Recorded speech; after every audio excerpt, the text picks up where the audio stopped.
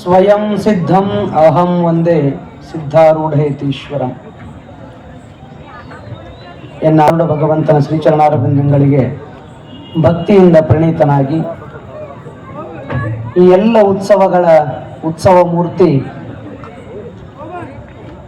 ಸ್ವಾತಂತ್ರ್ಯಕ್ಕೆ ನಾಂದಿಯನ್ನ ಹಾಡಿದ ಮಹಾಮೂರ್ತಿ ಅಂಬೆಯ ಚರಣ ಸನ್ನಿಧಾನಗಳನ್ನು ಸ್ಮರಣೆ ಮಾಡಿಕೊಂಡು ಭಾರತೀಯ ಎಲ್ಲ ಸಂತ ಪರಂಪರೆಯ ದಾರ್ಶನಿಕರ ಸಂತರ ಮಹಾತ್ಮರ ಚರಣಗಳಿಗೆ ಹೃತ್ಪೂರ್ವಕವಾಗಿ ಅನಂತ ಭಕ್ತಿಯ ಪ್ರಣಾಮಗಳನ್ನು ಅರ್ಪಿಸಿ ಕ್ಷೇತ್ರನಾಥನಾಗಿರುವ ಕಲಬುರಗಿಯ ಮಹಾದಾಸೋಹಿ ಶರಣಬಸವೇಶ್ವರರ ಸ್ಮರಣೆ ಮಾಡಿಕೊಂಡು ಅನಂತ ಜನ್ಮಗಳ ತಪಸ್ಸಿನ ಫಲ ಅಂತ ಹೇಳಬೇಕಾಗ್ತದೆ.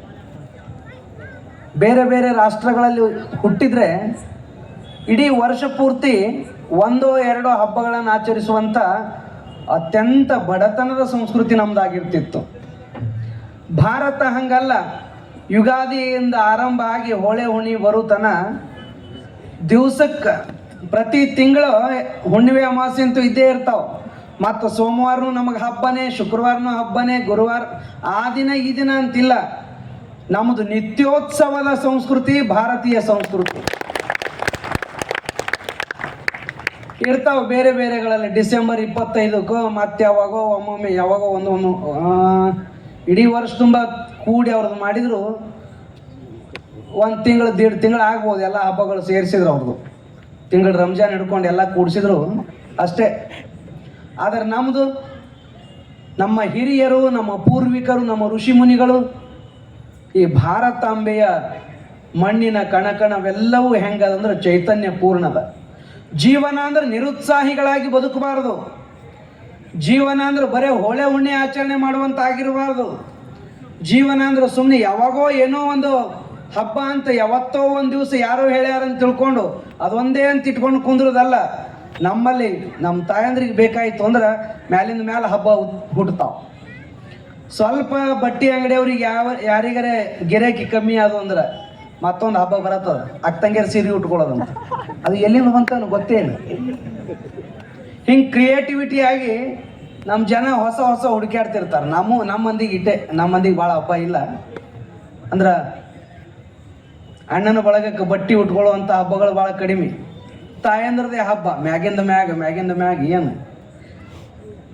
ಮತ್ತು ಯಾರ ಮನೆಗೆ ಯಾರು ಹೋದ್ರು ಉಡಿ ತುಂಬುದು ಅವರಿಗೆ. ನಿಮಗೇನು ಉಡಿನೂ ಇಲ್ಲ ಮುಡಿನೂ ಇಲ್ಲ, ಒಣ ಹೊಂಟೋಣ ಹೊಡಿಬೇಕು. ಡ್ರೈವರ್ ಆಗಿ ಅವ್ರ ಗಾಡಿ ಹೊಡಿಬೇಕಟ್ಟೆ. ಭಾಳ ಆದ್ರೂ ಹೊರಗೆ ಕುಂದ್ರಿಸಿ ಒಂದು ಕಪ್ ಚಾ ಕೊಟ್ರೆ 2 ತಾಸು ಒಳಗೆ ಹೊಕ್ಕರು ಮುಗಿತು. ಅವ್ರಿಬ್ರು ಹೊರಗೆ ಬರುತ್ತಾನ ವಾಚ್ಮ್ಯಾನ್ ಡ್ಯೂಟಿನೇ. ಏನೇ ಇದ್ರೂ ಸಹಿತ ನಮ್ಮ ತಾಯಂದ್ರು ಪ್ರತಿದಿನ ಹಬ್ಬವನ್ನು ಆಚರಿಸುವಂಥ ಭಾರತೀಯ ಈ ಪವಿತ್ರವಾಗಿರುವಂಥ ಸಂಸ್ಕೃತಿ. ಪ್ರತಿನಿತ್ಯ ಮನೆಯ ಮುಂದೆ ರಂಗೋಲಿ, ಜಗಲಿ ಮೇಲೆ ಪ್ರತಿನಿತ್ಯ ಪೂಜಾ, ಮನೆಯಲ್ಲಿ ಪ್ರತಿನಿತ್ಯ ಸ್ತೋತ್ರ ಮಂತ್ರ ಪಠಣಗಳನ್ನು ಮಾಡ್ತಾ, ಭಗವದ್ಗೀತಾ ಇತ್ಯಾದಿ ಪವಿತ್ರ ಗ್ರಂಥಗಳ ಪಾರಾಯಣ ಮಾಡ್ತಾ, ವಚನಗಳ ಪಠಣ ಮಾಡ್ತಾ, ಯಾವುದಾದ್ರೂ ಒಂದು ರೀತಿಯಿಂದ ಆ ದೈವಿ ಸಂಪರ್ಕದೊಂದಿಗೆ ಪ್ರತಿನಿತ್ಯವೂ ಬೆಳಿಗ್ಗೆ ಸಾಯಂಕಾಲ 5-10 ನಿಮಿಷ ಅತ್ಯಂತ ಪವಿತ್ರ ಭಾವದಿಂದ ದೇವನ ಜೊತೆಗೆ ಸಂಬಂಧವನ್ನು ಬೆಳೆಸುವ ರಾಷ್ಟ್ರ ಅದು ಭಾರತ. ದಿವಸಕ್ಕೆ 5 ಸಲ ಪ್ರಾರ್ಥನಾ ಮಾಡಬಹುದು. 6ನೇ ಸಲಕ್ಕೆ ಎಲ್ಲರೂ ಸೇರಿದ್ರಂದ್ರೆ ಪ್ರೇಮದ ಚಿಂತನೆ ಇಲ್ಲ, ಒಗ್ಗೂಡಿಸುವ ಚಿಂತನೆ ಇಲ್ಲ, ಎಲ್ಲರೂ ಒಂದಾಗಿ ಬದುಕಬೇಕು ಅನ್ನುವಂಥ ವಿಶ್ವ ಕುಟುಂಬೀಯ ಭಾವ ಇಲ್ಲ. ನಮ್ಮವರಲ್ಲದೆ ಇರೋರನ್ನ ನಾವು ಏನು ಮಾಡಬೇಕು ಅಂತ 5 ಸಲ ಪ್ರಾರ್ಥನೆ ಮಾಡಿ 6ನೇ ಸಲ ಚಿಂತನೆ ಇಂಥದ್ದಿರ್ತಿತ್ತಂದ್ರೆ ನಮ್ಮವರಲ್ಲದವರನ್ನ ಹೆಂಗೆ ಕತ್ತರಿಸೋದಂತ ಚಿಂತನೆ ಮಾಡುವಂಥ ಸಂಸ್ಕೃತಿ ಇರುವಾಗ ನಮ್ಮ ಭಾರತೀಯ ಭವ್ಯತೆ ಅಂತದ್ದು. ಇವನಾರವ ಎಂದೆನಿಸದಿರಯ್ಯ, ಇವ ನಮ್ಮವ ಎಂದೆನಿಸಯ್ಯ. ಎಲ್ಲರನ್ನೂ ಒಪ್ಪಿಕೊಳ್ಳುವಂಥ ಸ್ವಲ್ಪ ಸೌಜನ್ಯದಿಂದ ಬದುಕ್ರಪ್ಪ. ನೀವು ನಮ್ಮ ಜೊತೆಗಿರ್ರಿ, ನಾವು ನಿಮ್ಮನ್ನು ನಮ್ಮವರಾಗಿಯೇ ಕರ್ಕೊಂಡು ಬದುಕ್ತೀವಿ ಎನ್ನುವಂಥ, ಬರೇ ಭಾರತದ ಭೂಮಿಯಲ್ಲಿ ಬದುಕೋರು ಮಾತ್ರ ಅಲ್ಲ, ವಿಶ್ವದ ಯಾವ ಮೂಲೆಯಲ್ಲಿ ಇರಲಿ, ಯಾರೇ ಇರಲಿ, ಅವರು ಪುರುಷರೋ ಸ್ತ್ರೀಯರೋ ಯಾವ ಜನಾಂಗದವರೋ ಅವರು ಏನು ಚಿಂತನೆ ಮಾಡದೆ ಸರ್ವೇ ಜನ ಸುಖಿನೋ ಭವಂತು ಅಂತ ಇಡೀ ವಿಶ್ವದ ಜನಾಂಗಕ್ಕೆ ಪ್ರತಿ ಸಕಲ ಜೀವಾತ್ಮರಿಗೆ ಲೇಸನೆ ಬಯಸುವ ಕೂಡಲ ಸಂಗನ ಶರಣರೇ ಕುಲಜರು ಅನ್ನುವಂಥ ಋಷಿಗಳಿಗೂ ಶರಣರಿಗೂ ಏನು ಭೇದ ಇಲ್ಲ, ಚಿಂತನೆಯೊಳಗೆ ಎಲ್ಲವೂ ಒಂದೇ ಇರ್ತದೆ. ಭೇದ ಹುಟ್ಟು ಹಾಕೋರಿಗೆ ಸಾವಿರ. ಆದ್ರೆ ವಾದ ಮಾಡದೆ ವೇದಗಳಾಗಲಿ ವಚನಗಳಾಗಲಿ ಓದಿ ನೋಡುವಂಥವರಿಗೆ ಸಾಮರಸ್ಯ ಹೆಂಗಂತ ಗೊತ್ತಾಗ್ತದೆ. ಭಾರತದ ಸಂಸ್ಕೃತಿ ಎಷ್ಟು ಹಿರಿಮೆ ಗರಿಮೆಗಳಿಂದ ಕೂಡಿರುವಂಥದ್ದು ಅಂತ ಗೊತ್ತಾಗ್ತದೆ.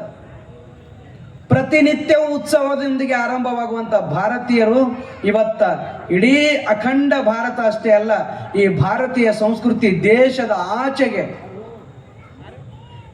ಪಾತಾಳ ಪರ್ಯಂತ ಅರ್ಥಾತ್ ಅಮೆರಿಕದಿಂದ ಹತ್ತತ್ತಲೂ ಕೂಡ ಭಾರತೀಯ ಸಂಸ್ಕೃತಿ ರಾರಾಜಿಸ್ತದ. ಗಣಪತಿಯ ಸ್ತೋತ್ರಗಳು ಇವತ್ತು ಗಣಪತಿಯ ಮಂತ್ರಗಳು ಎಲ್ಲ ಕಡೆ ರಾರಾಜಿಸ್ತದಾವ. ಅಮೆರಿಕದ ವೈಟ್ ಹೌಸ್ನೊಳಗೂ ಸಹಿತ ವೇದ ಘೋಷಗಳು ನಡೀತಾ ಇದ್ದಾವ. ಇಂತಹ ಪವಿತ್ರ ಕಾಲದೊಳಗ ಇವ್ರು ಯಾರು ಅನ್ನೋದನ್ನ ಮರೆತು ಇವ್ರ ಜೊತೆ ಏನೋ ಒಂದಿಟ್ಟು ಕೆಣಕ್ಕೆ ನೋಡ್ತೀವಿ ಅಂತ ತಿಳ್ಕೊಂಡು ನಮ್ಮ ಹಳ್ಳ್ಯಾಗಂತ ಸುಮ್ಕುಂದ್ರು ಅವನಿಗೆ ಕೆಣಕ್ಕೆ ಯಾಕೆ ಯಾರೊಳ ಹಾಕೋತಿ ಅಂತ. ಮಾನ್ಯ ಪಾಕಿಸ್ತಾನ ಗತಿನೂ ಅಷ್ಟೇ ಆಯ್ತು. ಯಾವಾಗಲೂ ಯಾರ ಜೊತೆಗೆ ಜಗಳ ಆಡ್ತೀವಿ, ಎಂಥವ್ರ ಜೊತೆಗೆ ಮಾಡ್ತೀವಿ, ನಮ್ಮ ತಾಕತ್ತೇನು ಅವ್ರ ತಾಕತ್ತೇನು ಅರಿವಿರ್ಬೇಕು. ಸುಮ್ಮನೆ ಮೈಯಾಗ ಸೊಕ್ಕದ ಅಂತ ತಿಳ್ಕೊಂಡು ಗಾಡಿಗೆ ಹೋಗಿ ತಲೆ ಚಚ್ಚೋದಲ್ಲ. ಹಂಗಂತ ತಿಳ್ಕೊಂಡು ಅವ್ರು ಎಷ್ಟು ಏನು ಮಾಡಿದ್ರು ನಾವೇನು ಯುದ್ಧ ಮಾಡಿಲ್ಲ, ಯುದ್ಧ ಮಾಡೋ ಮನಸ್ಥಿತಿಯೂ ನಮ್ಮದಲ್ಲ. ಕಾರಣ ಏನು ಅಂದ್ರೆ ಯುದ್ಧ ಮಾಡೋ ಮನಸ್ಥಿತಿ ಅಲ್ಲದ್ರೆ ಹೇಡಿಗಳಂತ ಅರ್ಥ ಅಲ್ಲ, ನಮ್ಮ ತಾಳ್ಮೆ ಬಹಳ ಅದ, ನಮ್ಮಲ್ಲಿ ತಪಸ್ಸಿನ ಶಕ್ತಿ ಅದ ಭಾರತದೊಳಗೆ. ಭಾರತೀಯರು ಯಾವಾಗಲೂ ಎಂಥ ಪ್ರಸಂಗ ಬಂದರೂ ಸಮಾಧಾನದಿಂದ ಇರ್ತಾರ, ಉತ್ತರಗಳನ್ನು ಸಮಾಧಾನವಾಗಿಯೇ ಕೊಡ್ತಾರ. ಒಮ್ಮೆ ಉತ್ತರ ಕೊಟ್ರು ಅಂದ್ರೆ ಅವ್ರು ಸಾಯುತನ ಮರಿಲಾರ್ದಂಗೆ ಮೈ ಮುಟ್ಕೊಂಡು ನೋಡಿರ್ಬೇಕು, ಹಂಗೆ ಕೊಡ್ತಾರೆ. ಇವು 7 ತಿಂಗಳಿಗೆ ಹುಟ್ಟಿವಂತಾರಲ್ಲ, ಹಂಗೆ ತಾಳ್ಮೆ ಇಲ್ಲದವ್ರು ಹಂಗೆ ಇರಂಗಿಲ್ಲ ಭಾರತೀಯರು. ಭಾರತೀಯರಿಗೆ ಅತ್ಯಂತ ಶ್ರೀಮಂತ ಸಂಸ್ಕೃತಿ ಅದ. ಎಂತಹ ಪ್ರಸಂಗ ಬಂದರೂ, ಯುದ್ಧ ಮಾಡುವ ಪ್ರಸಂಗ ಬಂದರೂ ಯುದ್ಧ ಮಾಡಬೇಕೋ ಮಾಡಬಾರದು, ವಿವೇಚನಾ ಸಾಮರ್ಥ್ಯದ ವಿವೇಕವನ್ನು ಬಳಸುವ ಕಲೆ ಭಾರತೀಯರಿಗೆ ಗೊತ್ತದ. ಬರೇ ಬುದ್ಧಿಯಲ್ಲದೆ ಬುದ್ಧಿಯನ್ನು ಬಳಸದೆ ಬರೇ ಮನಸ್ಸಿನ ಬೆನ್ನು ಹತ್ತಿ ಹೋಗುವ ರಾಷ್ಟ್ರಗಳು ವಿಶ್ವದ ತುಂಬೆಲ್ಲ ಇರಬಹುದು. ನಿಜವಾದ ಬುದ್ಧಿಯನ್ನು, ಧೀಶಕ್ತಿಯನ್ನು, ಅದರ ಪರಮ ಶ್ರೇಷ್ಠತೆಯನ್ನು ಬಳಸಿಕೊಂಡು ಬದುಕುವಂಥ ರಾಷ್ಟ್ರ ಭಾರತ ರಾಷ್ಟ್ರ. ಇಂತಹ ಭಾರತೀಯರ ಜೊತೆಗೆ ಯಾರೇ ಮಾತಾಡಬೇಕಾದ್ರೂ ಇವತ್ತು ಅಮೇರಿಕಾನೇ ಇರ್ಬೋದು, ಮತ್ತೊಂದೇ ಇರ್ಬೋದು, ಹಿಂದಿನಂಥ ಭಾರತ ಇವತ್ತಿಲ್ಲ. ಇವತ್ತು ಭಾರತ ಜಾಗೃತದ, ಭಾರತ ಅತ್ಯಂತ ಎಚ್ಚರಿಕೆ ಹೆಜ್ಜೆ ನೀಡ್ತದ. ಭಾರತ ಎಲ್ಲರಿಗೂ ಸರಿಸಮ ಅದ.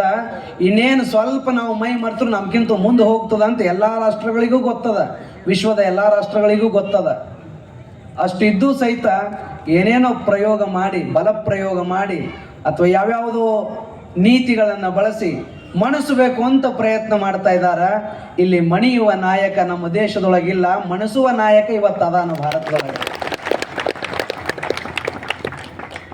ಆಪರೇಷನ್ ಸಿಂಧೂರ ಹೆಸರೆಟ್ ಚಂದದಲ್ಲ.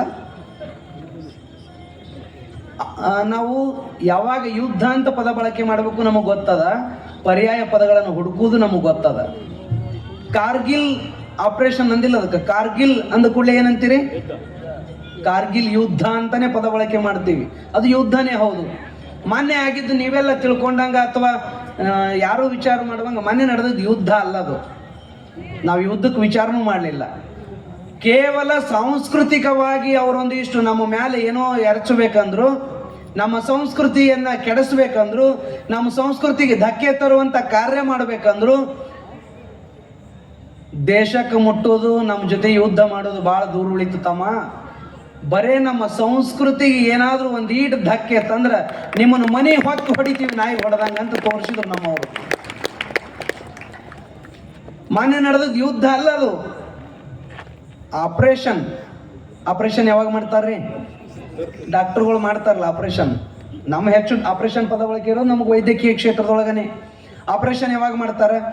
ಶರೀರದೊಳಗೆ ಎಲ್ಲೋ ಗಾಯ ಆಯಿತು, ಗ್ಯಾಂಗ್ರೀನ್ ಆಯಿತು, ಅಥವಾ ಶರೀರದೊಳಗೆ ಯಾವುದೋ ಒಂದು ಭಾಗ, ಒಂದು ಅಂಗ ಕೊಳಿತು, ಅಥವಾ ಅದಕ್ಕೆ ಹುಳ ಹತ್ತಿದು, ಅದಕ್ಕೊಂದು ಏನೋ ಸಮಸ್ಯೆ ಆಯಿತು ಅಂದ್ರೆ ಆ ಭಾಗವನ್ನು ಆಪರೇಷನ್ ಮಾಡಿ ಅದೇನು ಕೊಳತು ಹುಳಗಳದಾವ ಒಳಗ, ಕ್ಯಾನ್ಸರ್ದಂಥ ರೋಗಾಣುಗಳಿದ್ರು ಸಹಿತ ಅವುಗಳನ್ನು ಅಲ್ಲಿಯೇ ನಾಶ ಮಾಡೋದು ಹೆಂಗಂತ ಹುಡುಕಾಡಿ ಅಷ್ಟೇ ಕ್ಷೇತ್ರವನ್ನ ಅದು ಎಲ್ಲದ ಆ ಹುಳಗಳು ಎಲ್ಲದಾವ, ಹುಳಗಳಿರೋ ಕ್ಷೇತ್ರ ಹುಡುಕ್ಯಾಡಿ ಹುಳಗಳನ್ನ ನಾಶ ಮಾಡುವಂಥದಕ್ಕೆ ಆಪರೇಷನ್ ಅಂತಾರ.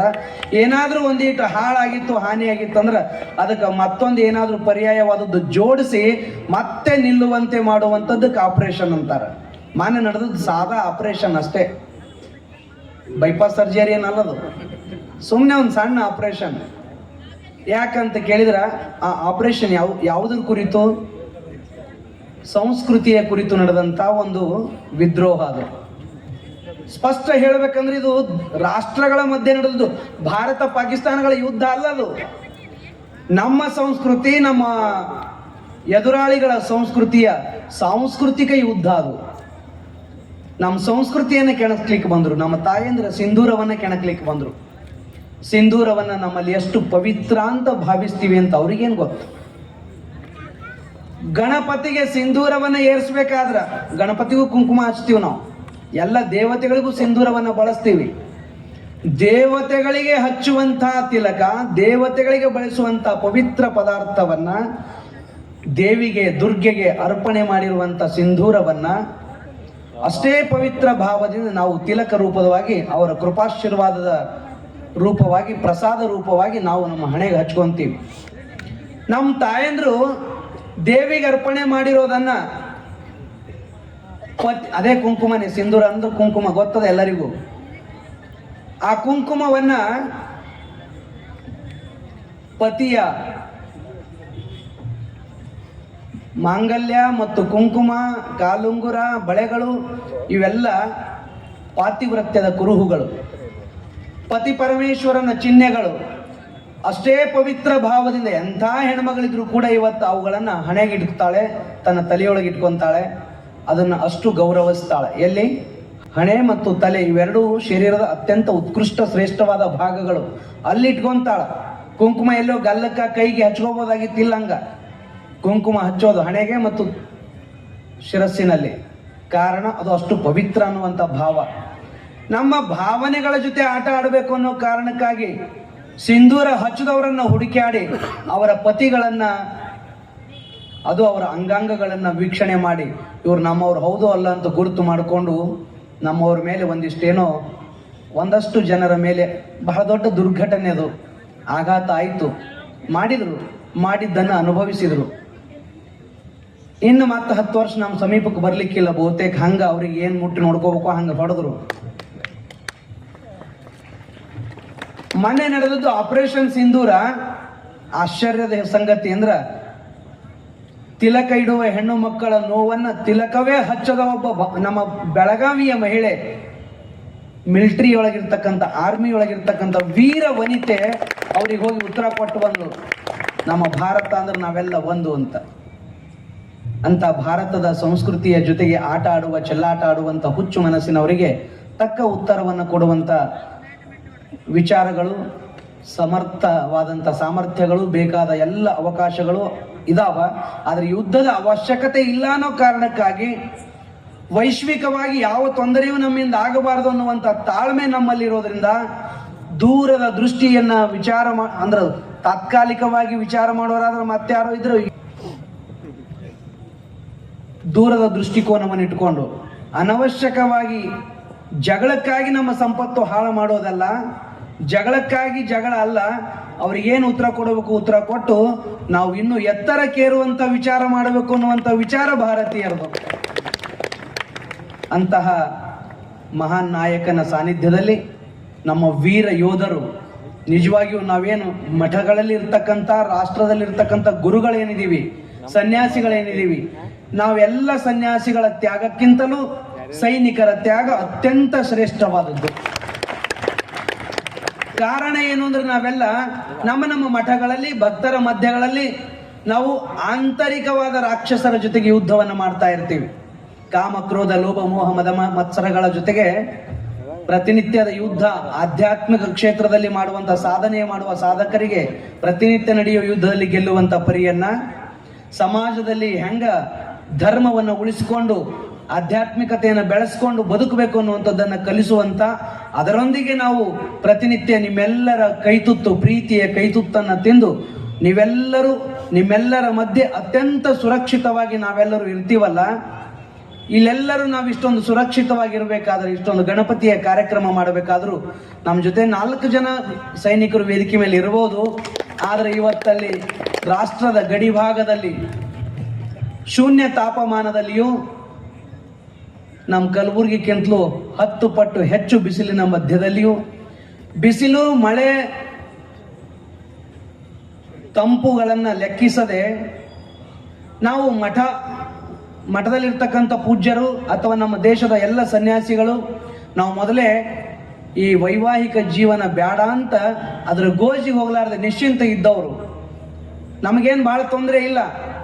ಆದ್ರೆ ಮದುವೆಯಾಗಿ ಮಕ್ಕಳೊಂದಿಗೆ ಇದ್ದು ಎಲ್ಲರನ್ನ ತಾಯಿ ತಂದೆ ಮದುವೆ ಮಕ್ಕಳು ಮನಿ ಮಡದಿ ಎಲ್ಲವನ್ನು ಮರೆತು ಕೇವಲ ಭಾರತಾಂಬೆಯ ನೆನಪಿನಲ್ಲಿ ಆ ರಾಷ್ಟ್ರದ ಅಂಚಿನಲ್ಲಿ ಸದಾ ಸದಾ ಸದಾ ಹಗಲು ರಾತ್ರಿ ಅನ್ನದೇ ಕಾವಲಿಗಾಗಿ ಜಾಗೃತರಿರ್ತಕ್ಕಂಥ ಸೈನಿಕರು, ಅವ್ರ ತ್ಯಾಗ ಏನದಲ್ಲ, ಅದು ಸಾಮಾನ್ಯವಾದದ್ದಲ್ಲ.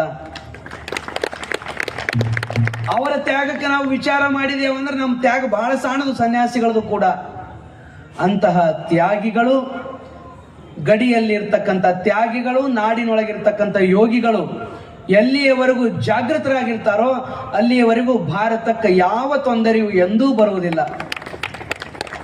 ಅದರಲ್ಲಿ ರಾಷ್ಟ್ರದ ನಾಯಕರಾಗ್ತಕ್ಕಂಥ ರಾಜಕಾರಣಿಗಳು ಸ್ವಾರ್ಥವನ್ನು ಬಿಟ್ಟು, ಪಕ್ಷದ ವಿಚಾರಗಳನ್ನು ಬಿಟ್ಟು, ಏನೇನು ಇಲ್ಲದ ಸಣ್ಣ ಸಣ್ಣ ವಿಚಾರಗಳನ್ನು ಬಿಟ್ಟು ಪರಮ ಗುರಿ ರಾಷ್ಟ್ರವನ್ನು ಆಗಿಟ್ಟುಕೊಂಡು, ಭಾರತ ಅಂದ್ರೆ ನಮ್ಮ ಪರಮ ಧ್ಯೇಯ ಭಾರತವನ್ನು ರಕ್ಷಿಸೋದು, ಭಾರತವನ್ನು ಉಜ್ವಲಗೊಳಿಸೋದು, ಭಾರತದ ಕೀರ್ತಿಯನ್ನ ಬಾನೆತ್ತರಕ್ಕೆ ಬೆಳೆಸೋದು ಅಂತ ಇಟ್ಕೊಂಡು ಹೊರಡುವಂತ ರಾಜಕಾರಣಿಗಳು, ದೇಶವನ್ನ ರಾಜ್ಯವನ್ನ ಎತ್ತರಕ್ಕೇರಿಸುವಲ್ಲಿ ವಿಚಾರ ಇರುವಂತ ರಾಜಕಾರಣಿಗಳಿರುವಾಗ ದೇಶಕ್ಕೆ ಹಾನಿ ಇಲ್ಲ.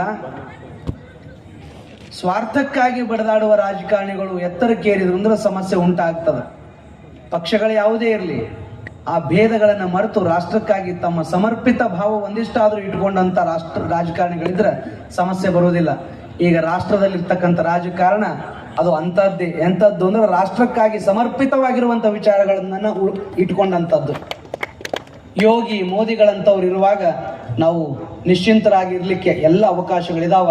ನಾವು ಹೀಗೆ ಗಣಪತಿಯ ಉತ್ಸವ, ಮತ್ತೆ 8 ದಿನದಲ್ಲಿ ದೇವಿಯನ್ನ ಪ್ರತಿಷ್ಠಾಪಿಸಿ ದುರ್ಗೆಯ ಉತ್ಸವ, ದೀಪಾವಳಿ, ಹೀಗೆ ಮೇಲಿಂದ ಮೇಲೆ ಉತ್ಸವಗಳನ್ನ ಮಾಡ್ತಾ ಇಡೀ ಬದುಕನ್ನ ಉತ್ಸಾಹಿತರಾಗಿ ಧರ್ಮದ ಜಾಗೃತಿಯಿಂದ ಬದುಕಬೇಕು. ನಮ್ಮ ಮನೆಯ ಮಕ್ಕಳಿಗೆ ನಮ್ಮ ಮನೆತನದ ದೇವರು ಯಾವುದು, ನಮ್ಮ ಮನೆ ಗುರುಗಳು ಯಾರು, ನಾವು ಮಾಡಬೇಕಾದ ಸ್ತೋತ್ರಗಳೇನು, ಪ್ರತಿನಿತ್ಯ ನಾವು ಪೂಜಿಸಬೇಕಾದದ್ದು ಹೇಗೆ, ನಮ್ಮ ಸಂಸ್ಕೃತಿಯನ್ನು ಉಳಿಸ್ಕೋಬೇಕಾದದ್ದು ಹೆಂಗ ಅಂತ ತಾಯಂದ್ರಿಗೆ ನಾನು ಕೈ ಮುಗಿದು ಪ್ರಾರ್ಥನೆ ಮಾಡ್ತೀನಿ. ನಿಮ್ಮ ಸಿಂಧೂರದ ಹಾನಿ ಆಯಿತು ಅಂತ ತಿಳ್ಕೊಂಡು ನಮ್ಮ ದೇಶದ ಯೋಧರು ಪ್ರಾಣ ಕಳ್ಕೊಳ್ಳಿಕ್ಕೆ ತಯಾರದಾರ. ಆದ್ರೆ ನೀವು ಮಾತ್ರ ಅಂಗಡಿ ಅಂತ ಟಿಕ್ಲಿ ಹಚ್ಕೊಂಡ್ರೆ ನಾವೇನ್ ಮಾಡ್ಬೇಕವ್ವ? ಟಿಕ್ಲಿ ಬಿಡ್ರಿ, ಸಿಂಧೂರವನ್ನು ಹಚ್ಕೋರಿ. ಪ್ರತಿಯೊಬ್ಬರ ಹಣೆಗೆ ಸಿಂಧೂರ್ ಯಾವಾಗ ಹಚ್ಕೋತಿರೋ ಅವಾಗ ನಿಜವಾದ ಆಪರೇಷನ್ ಸಿಂಧೂರ್ ಸಕ್ಸಸ್ ಆಗ್ತದ. ನಾವು ಹಚ್ಕೊಂಡಿವ್ ನೋಡ್ರಿ, ಸನ್ಯಾಸಿಗಳಾಗಿಯೂ ಕುಂಕುಮವನ್ನು ಹಚ್ಕೊಂಡಿವಿ. ನೀವು ನಿಮ್ಮ ಪತಿಯ ಚಿಹ್ನೆಯಾಗಿ, ದೈವದ ಚಿಹ್ನೆಯಾಗಿ, ನೀವು ಧರ್ಮದ ಚಿಹ್ನೆಯಾಗಿ, ಹೆಣ್ಮಕ್ಳು ಗಂಡ್ಮಕ್ಳು ನೀವು ವಿಭೂತಿ ಹಚ್ಕೊಳ್ರಿ, ಕುಂಕುಮ ಹಚ್ಕೋರಿ, ಗಂಧ ಹಚ್ಕೊಳ್ರಿ. ತಿಲಕಗಳು ಅವು ಒಂದೇ ರೀತಿಯಿಂದ ಅಲ್ಲ, ಬರೇ ಇದು ಧಾರ್ಮಿಕ ಸಂಕೇತ ಅಂತ ಅಲ್ಲ, ಆಜ್ಞಾ ಚಕ್ರ ಜಾಗೃತೆ ಇರ್ತದ. ನಿಮ್ಮ ಮೇಲೆ ಯಾವುದೇ ದುಷ್ಟ ನೆಗೆಟಿವಿಟಿ ಅಂದ್ರೆ ದುಷ್ಟ ಪ್ರಭಾವಗಳು ನಿಮ್ಮ ಮೇಲೆ ಆಗೋದಿಲ್ಲ, ಮಾಟ ಮಂತ್ರಗಳ ಪ್ರಭಾವ ಆಗೋದಿಲ್ಲ. ಪ್ರತಿನಿತ್ಯ 1 ನಿಮಿಷ ದೇವರಿಗೆ ಪ್ರಾರ್ಥನಾ ಮಾಡ್ರಿ, ಅಲ್ಲಿ ದೇವತೆ ಮುಂದಿರ್ತಕ್ಕಂಥ ಗಂಧ ಅಥವಾ ಕುಂಕುಮ ವಿಭೂತಿ ಏನಾದ್ರೂ ಹಣಿಗೆ ಹಚ್ಕೊಳ್ಳೋದು ಕಲೀರಿ.